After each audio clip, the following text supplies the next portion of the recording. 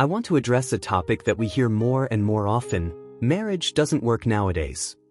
Many people point to rising divorce rates, unhappy couples, or even question whether marriage is necessary at all. If you go online, you'll find endless videos, articles, and podcasts explaining why modern marriage seems to fail. Some say marriage is just a piece of paper that holds no real weight. Others point to prenuptial agreements or government laws, saying those don't really protect anyone once divorce happens.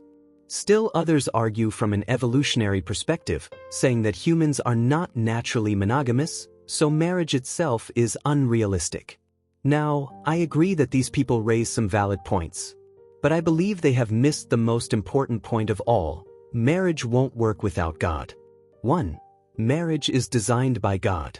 From the very beginning of human history, marriage was not a human invention. It was God's design. In Genesis, we read that God created man and woman and joined them together, saying, "For this reason a man will leave his father and mother and be united to his wife, and they shall become one flesh." This is not just a contract. It is a covenant, a holy bond established by God Himself. Because marriage is God's design, it cannot succeed if people ignore Him. It's like trying to use a machine without reading the manual written by its maker. You might get it to run for a little while, but sooner or later, it breaks down. In the same way, when couples try to build their marriage on human feelings, legal contracts, or cultural trends, it might work for a short season, but without God at the center, it collapses. 2. Why modern arguments against marriage miss the point. Let's consider some of the common objections people raise about marriage today. Marriage is just a piece of paper. That's true if we remove God from the picture. Without Him, marriage really does reduce to a legal document. But with God, marriage is not just paper. It is a covenant sealed before the Creator. Prenups and laws can't protect you from divorce. Yes, because human law is limited.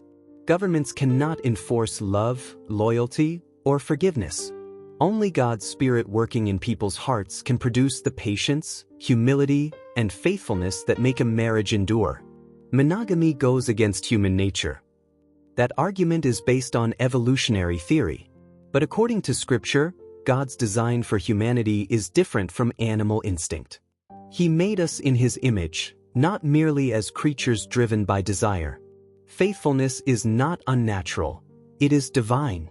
In short, the failure of modern marriage arguments is that they diagnose the symptoms but ignore the root cause, the absence of God. 3.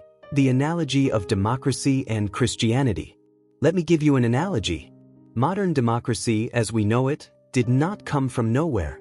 It is a byproduct of Christianity, shaped over centuries by biblical principles of justice, human dignity, and accountability before God.